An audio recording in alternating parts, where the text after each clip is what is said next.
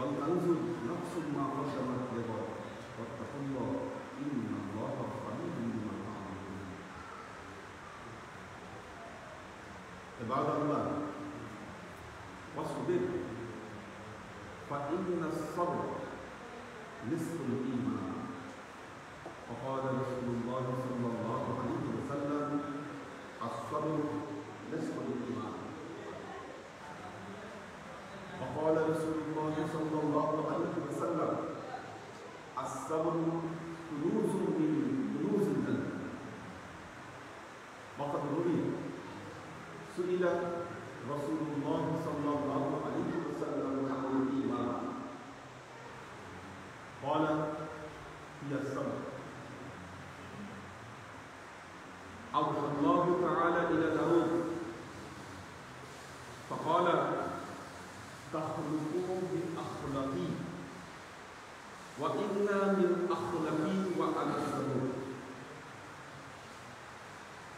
وقد روي لما دخل رسول الله صلى الله عليه وسلم على الأنصار فقال أتؤمنوا فسكت. فقال عمر نعم يا رسول الله. فقال ما علامة إيمانكم؟ قال نشكر على الرضا نصبر على البلاء ونرضى على القدر. فقال رسول الله صلى الله عليه وسلم تؤمنون رب الكعبة. وقال الله تعالى في كلامه القديم وقرآنه الحميد واستعينوا بالصبر والصلاة إن الله مع الصابرين. وقال تعالى ولنبلونكم بشيء من الخوف والجوع ونقص من الأموال والأنفس والثمرات وبشر الصابرين الذين إذا أصابتهم مصيبة قالوا إنا لله وإنا إليه راجعون. وقال تعالى إنما يوفى الصابرون أجرهم بغير حساب. উপস্থিত আমরা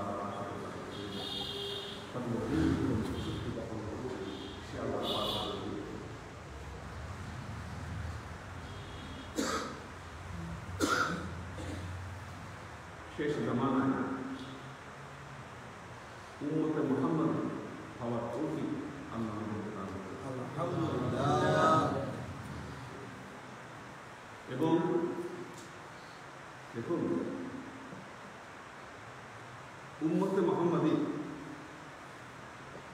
যতগুলো চরিত্র তাকে ধারণ করতে পারে তার মধ্যে অত্যন্ত গুরুত্বপূর্ণ চরিত্র হচ্ছে আসসাবর। মুমিনকে সবরকারী হতে হবে। আমরা সবরের অর্থ বাংলায় করি ধৈর্য। শুধু ধৈর্য এই বাক্যটি দিয়ে সবরের পরিপূর্ণ অর্থ করা সম্ভব নয়।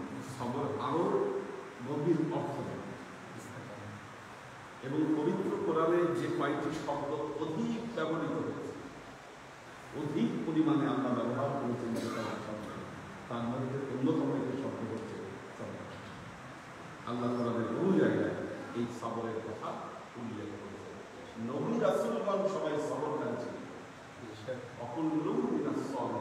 আল্লাহ বলেছেন আগে নবী রাসূল আল্লাহ তাদেরকে পাঠিয়েছেন, তারা প্রত্যেকেই সবর করিয়েছেন এবং সবরের পরীক্ষা দিয়ে আল্লাহ তাদের মর্যাদাকে বৃদ্ধি করে। যেমন আমরা করতেছি সবর। আল্লাহ নবীকে প্রশ্ন করা হলো সবর সম্পর্কে। আল্লাহ নবী বললেন আসসাবরু নিসফুল ঈমান, মানুষের ঈমানের অর্ধেকই হচ্ছে সবর। একজন মহিলা আল্লাহ নবীকে প্রশ্ন করলেন ইয়া রাসূলুল্লাহ মা হিয়াল ঈমান, ঈমান কি? আল্লাহ নবী বললেন আল ঈমান ওয়াস সাবর, ঈমান হচ্ছে সবর, ধৈর্য ধারণ।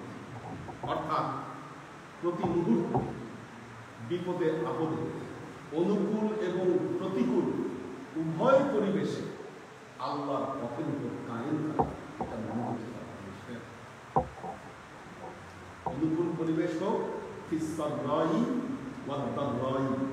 অনুকূল পরিবেশ হোক, প্রতিকূল পরিবেশ হোক, বিপদ হোক, আপদ হোক, যাই কিছু হোক, সর্বমুহূর্তে আল্লাহর পথের উপর স্থির থাকা, এটাই হলো সাবর।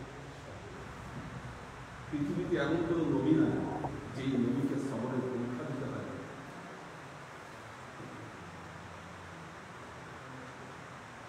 তো মহিলা জিজ্ঞাসা করলেন, ঈমান কি? আল্লাহ নবী বললেন, আল ঈমান হিয়া সাবর, ঈমান হচ্ছে সাবর। وقال رسول الله صلى الله عليه وسلم الصبر كنوز من كنوز الجنة। কুনুজ, কানজুন বলা হয় গুপ্তধন, মাটির নিচ থেকে যে গুপ্তধন বের হয় ওটাকে কানজ বলা হয়। তো আল্লাহ নবী বললেন, আসসাবরু কুনুজুন মিন কুনুজিল জান্নাহ, জান্নাতের গুপ্ত সম্পদগুলোর মধ্যে একটা অন্যতম সম্পদ হচ্ছে এই সাবর। যে ব্যক্তি সবর করবে আল্লাহ তাকে জান্নাত দান করবেন। দেখুন, সবর মানুষ তিনভাবে করতে পারে। মুমিনকে সবর তিন তরিকায় তাকে সবর করতে পারে। এক হচ্ছে বিআদাইল ফরিদা, আল্লাহ কর্তৃক ফরজ ইবাদতগুলো যেগুলো বান্দার উপরে বিধিবদ্ধ করে দেওয়া হয়েছে, এই ফরজ ইবাদতগুলো আদায় করার মাধ্যমেও বান্দাকে সবর করতে হয়। লোকমান আলাইহিস সালাম তার সন্তানকে উপদেশ দিচ্ছেন, ইয়া বুনাইয়া আকিমিস সালাত ওয়া'মুর বিল মা'রুফ ওয়ানহা আনিল মুনকার ওয়াসবির আলা মা আসাবাক। আর কি করো? তোমার অসবির আলা মা আসাবাক, তোমার পরিস্থিতির উপরে তুমি সবর করো। তারপরে বললেন, এটাই হচ্ছে মিন আজমিল উমুর, এটাই হলো সবকিছুর মূল বিষয় হচ্ছে এই সবর করা। নামাজ আদায় করবেন, করবেন, এটাও সবরের একটা পন্থা, একটা উপায়। আপনাকে ইবাদত বন্দেগী করার মাধ্যমে সবর করতে হবে। সবরের দ্বিতীয় রূপ আত্তারকুল মাসি, পাপ থেকে বিরত থাকা। পাপ থেকে বিরত থাকা, এটা হচ্ছে একটা সবরের পদ্ধতি, সবরের পদ্ধতি। একটা জিনিস বললাম, আমরা যে সমাজে বসবাস করি, শুধু সমাজের বই দিয়ে নয়, পৃথিবী জায়গাটাই আল্লাহ পৃথিবীতে পাঠিয়েছে তো মানুষকে এই পরীক্ষার জন্য। এই দুনিয়ায় দেখবেন পাপ করা খুব সহজ কাজ, পাপ করা অনেক কাজ আছে।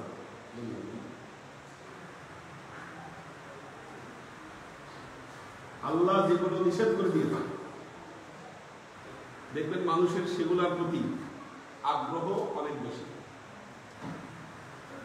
সেগুলো করা আজকে সহজ হয়ে গেছে সবকিছু। যেমন কোরআন বলেছে মাদক থেকে দূরে থাকতে, মাদক থেকে দূরে থাকতে। আমাদের আশেপাশে দেখেন মাদকের কেমন সরাসরি 20 টাকা দিতে পারো ছেলেমেয়ে, বহু যুবক ছেলেমেয়ে এই নেশার সাথে এরা জড়ায় যাচ্ছে।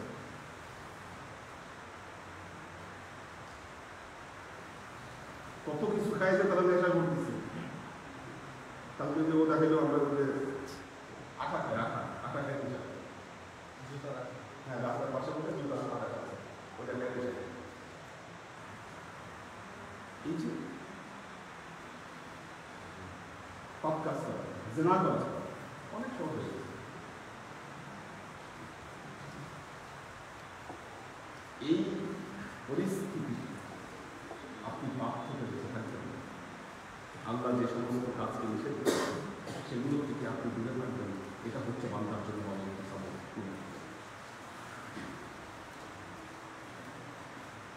আপনি প্রচন্ড একটা দুনিয়াবি কাজের মধ্যে ব্যস্ত, এদিকে নামাজের সময় চলে যাচ্ছে, নামাজের সময় চলে যাচ্ছে। শীতকাল, এখন প্রচন্ড শীতকাল, ফজরের আজান দিচ্ছে, আরামের ঘুমটা ভেঙে ল্যাপের থেকে বের হয়ে এসে উজু করে নামাজ আদায় করা সবরের প্রথম গুণ। আমরা দেখেন বান্দা এইভাবে ধরা পেয়ে যায়, অনেক কথাই ধরা পেয়ে যাচ্ছে। আল্লাহ বান্দা কয়জন সবরের নামাজ পড়তে, কয়জন নামাজ পড়তে, তারা সবরকারী, তারা সবরকারী নয়, হিসাবে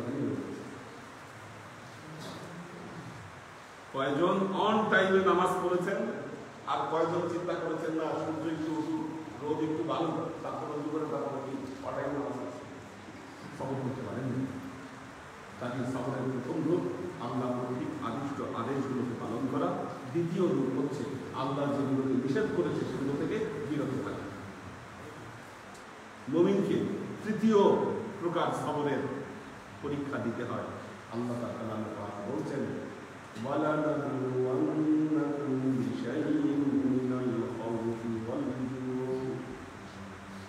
দুইবার তাকিদ দিয়েছেন আল্লাহ। দেখেন আল্লাহর জন্য তো একবার তাকিদ দিলেই যথেষ্ট ছিল, নামে তাকিদ, নুনে তাকিদ। আল্লাহ বলছেন আমি আল্লাহ অবশ্যই অবশ্যই তোমাদেরকে পরীক্ষা করব। কি দিয়ে পরীক্ষা করবো? আমি তোমাদেরকে টেনশন দিব, ইদা দিব, অনাফসিল মিনাল আমওয়াল, মাল কমাই দিব, সম্পদ কমাই দিব, দুর্ভিক্ষ দিব, আনফুসি ওয়াস সামারাত, শারীরিক ত্রুটি-বিচ্যুতি দিব, রোগবালা দিব, ওয়াস সামারাত, ফল ফলাদি কমাই দিব। কি এগুলো দিয়ে আমি আল্লাহ অবশ্যই অবশ্যই তোমাদেরকে আমি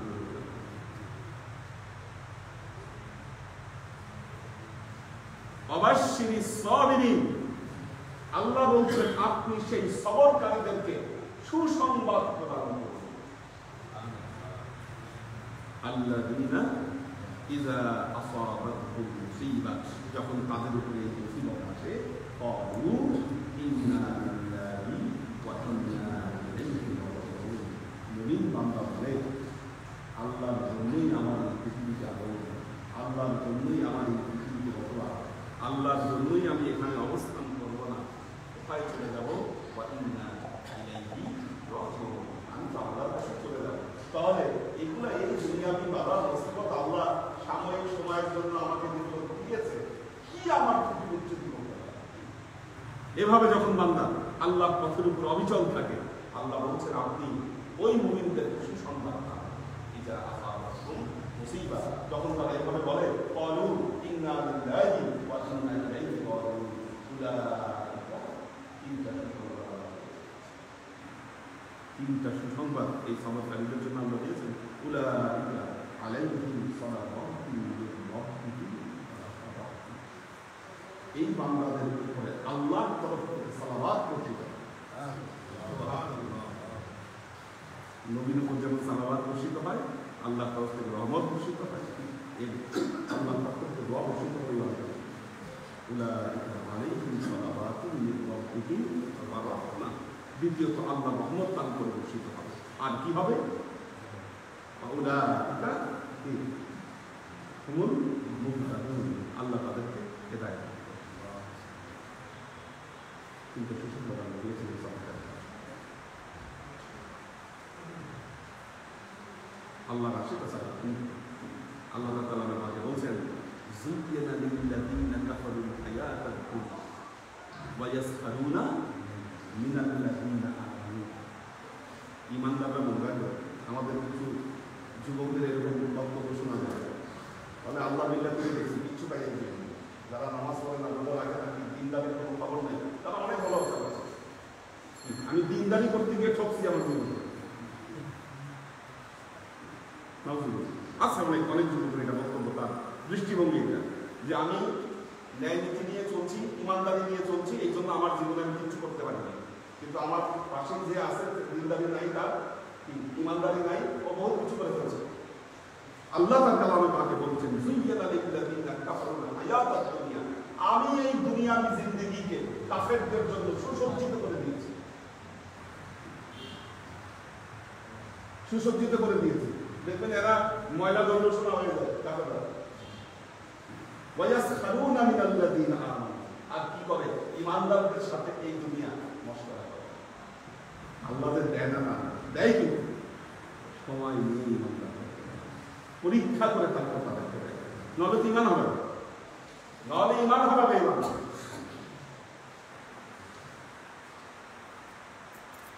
আল্লাহ দেখুন বেঈমানরা পায় ধরে রাখতে পারে, বেঈমানরা পায় ধরে রাখতে পারে, যেমনি আসে অমনি।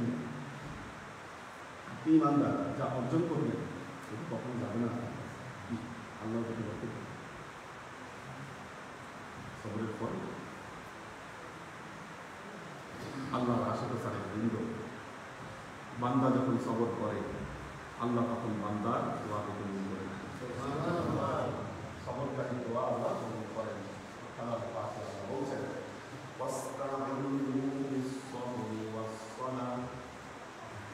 তোমরা নামাজ এবং তার সাথে সাথে সবরের মাধ্যমে আল্লাহর কাছে সাহায্য প্রার্থনা করো। সবরের দ্বিতীয় পদ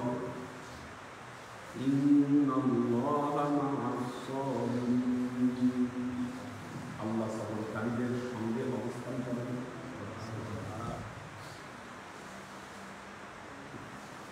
দেখুন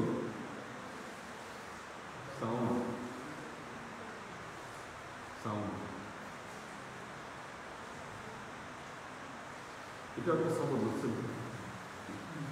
আল্লাহ বলেছেন আস-সাওমুলি ওয়া আনা আসিবি, আমি নিজের দ্বারা দান করি। ঠিক তেমনি সবরেরও জায়গাটা হচ্ছে এরকম, ইন্নামাল মুওয়াফফাস-সাবিরুনা আজরাহুম বিগাইরি হিসাব। আল্লাহ হিসাব ছাড়া এই সবরের পুরস্কার ইবাদত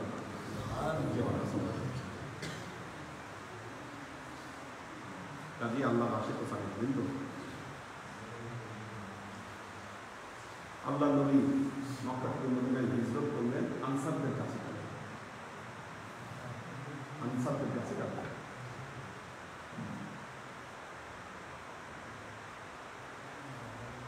জিজ্ঞাসা করলেন তোমরা কি ইমান এনেছো? চুপ, আনসার জবাব দিতে পারছে। হযরত ওমর রাদিয়াল্লাহু তাআলা আনহু তারাই বললেন যে ইয়া রাসূলুল্লাহ, হ্যাঁ আমরা ইমান এনেছি। না, আল্লাহ নবী বললেন মা আলামাতুল ঈমান, তোমাদের ঈমানের আলামত, ঈমান তো এনেছো তা তোমার। হযরত ওমর বললেন আমরা তিনটা কাজ করি, এই জন্য আমরা ঈমান আনি। নাশকুরু আলা, আল্লাহ যখন আমাদেরকে ভালো কিছু দেয় সব অবস্থার উপরে আমরা আল্লাহর শুকর করি। নাসবিরু আলাল বালা, বালা মুসিবত যখন আসে আমরা সবর করি। ওয়া নারদা আলাল কদর, আল্লাহ আমাদের জন্য যে ভাগ্য, যে তাকদীর লিপিবদ্ধ করে দেয় আমরা সেটার উপর সন্তুষ্ট করি। আল্লাহ নবী বললেন হ্যাঁ তোমরা অবশ্যই এই কাবার যে প্রেম তার প্রতি তোমাদের যদি এই আচরণ হয় তোমরা ইমান আনো। কাজে ইমানদার নন, বিচলিত হবেন না, অস্থির হবেন না, ধৈর্য আদা হবেন। আলেম সমাজ থেকে শুরু করে মুসলমান ধৈর্য, পরীক্ষা, ধৈর্যকে চর্চা, সবরকে চর্চা করা উচিত। তাহলে আল্লাহ উত্তর উত্তর আপনার সম্মান, আপনার মর্যাদা, আপনার রিজিক সব কিছুকে বৃদ্ধি করে দেবেন। আপনি মনে করছেন হয়তো আপনি পিছিয়ে যাচ্ছেন, না, আপনি পিছাবেন না। আল্লাহ অবশ্যই অবশ্যই, আল্লাহ তো তার কালামে পাকে বলেছেন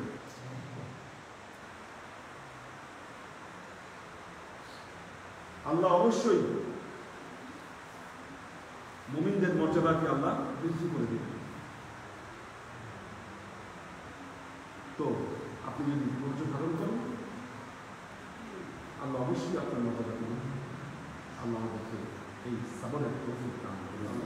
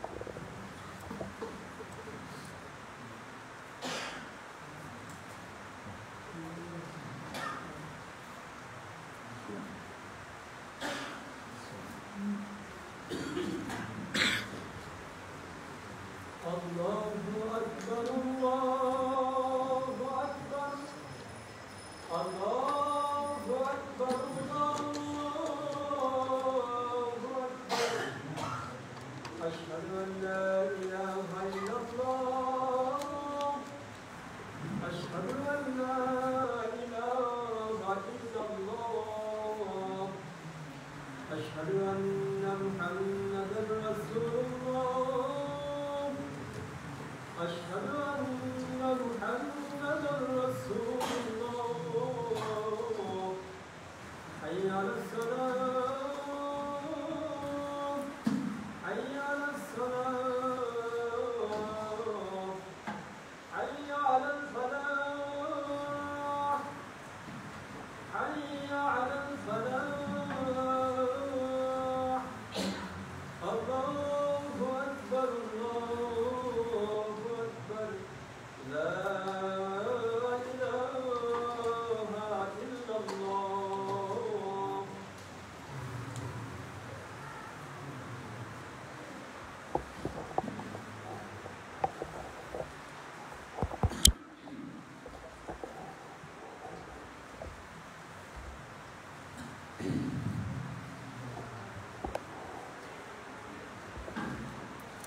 الحمد لله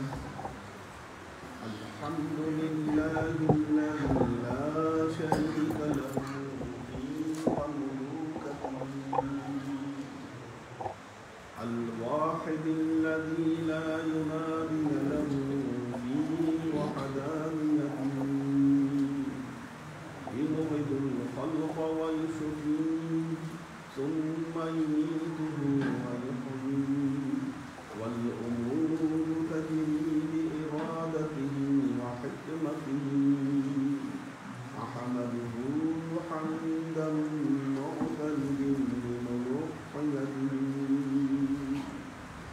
والحمد لله الذي عليما خبيرا يعلم ما ينزل من السماء وما يخرج منها وما يعرج فيها وما تحت الثرى فنشهد أن لا إله إلا الله وحده لا شريك له ونشهد أن سيدنا وسندنا ونبينا محمدا صلى الله عليه وسلم فصلى الله تعالى عليه وعلى آله وأزواجه وذريته وأهل بيته وأحبابه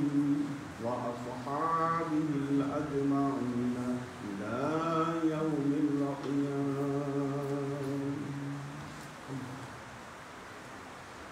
عباد الله توبوا إلى الله وادخلوا في السلم كافة ولا تتبعوا خطوات الشيطان إنه لكم عدو مبين ولتنظر نفس ما قدمت لغد واتقوا الله إن الله خبير بما تعملون. عباد الله واصبر صبرا جميلا فإنه من رزق الإيمان. عباد الله تعبت أجوب نصيحتي كما أخبركم الآن بخطبتي. بارك الله لنا ولكم في القرآن العظيم ونفعنا وإياكم لا آيات وذكر الحكيم إنه تعالى جواد كريم مالك الرؤوف الرحيم.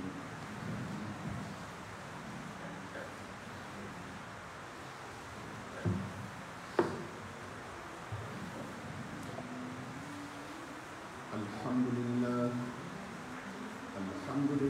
نحمده ونستعينه ونستغفره ونؤمن به ونتوكل عليه ونعوذ بالله من شرور أنفسنا ومن سيئات أعمالنا من يهد الله فهو المهتدي ومن يضلل فلن تجد له وليا مرشدا فنشهد أن لا إله إلا الله وحده لا شريك له ونشهد أن سيدنا وسندنا ونبينا محمدا صلى الله عليه وسلم الذي أرسله الله بالحق بشيرا ونذيرا وداعيا إلى الله بإذنه وسراجا منيرا.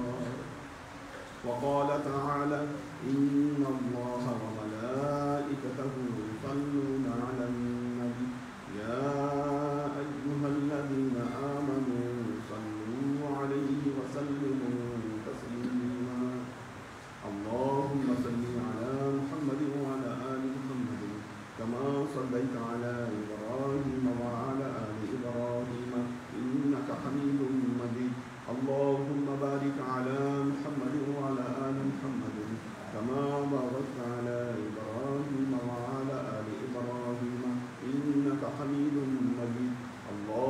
صل وسلم ورحم وبارك على سيدنا ونبينا وشفيعنا وحبيبنا وقرة أعيننا محمد صلى الله عليه وسلم وعلى آله وأزواجه وذرياته وأهل بيته وأحبابه وأصحابه الأجمعين إلى يوم القيامة، خصوصا على صاحب الصدق عامل المؤمنين أبي بكر الصديق رضي الله تعالى عنه، وعلى صاحب العدل والإحسان عامل المؤمنين عمر بن الخطاب رضي الله تعالى عنه، وعلى صاحب الحياء والإخوان عامل المؤمنين عثمان بن عفان رضي الله تعالى عنه، وعلى صاحب الحلم والعلم والعرفان عامل المؤمنين علي بن أبي طالب رضي الله تعالى عنه، وعلى تمام العشرة المبشرات والتابعين والتابعين المهديين. اللهم اهد أئمة المسلمين إلى سنة رسول الله صلى الله عليه وسلم. اللهم اغفر أئمة المسلمين مغفرة ظاهرة وباطنة. اللهم أعز الإسلام والمسلمين. اللهم أت أئمة المسلمين فلاحا عظيما. اللهم انصر من نصر دين محمد صلى الله عليه وسلم واجعلنا منهم واخذل من خذل دين محمد صلى الله عليه وسلم ولا تجعلنا منهم تعدلوا عباد الله رحمكم الله. إن الله يأمركم بالعدل والإحسان وإيتاء ذي القربى وينهى عن الفحشاء والمنكر والبغي يعظكم لعلكم تذكرون. فاذكروا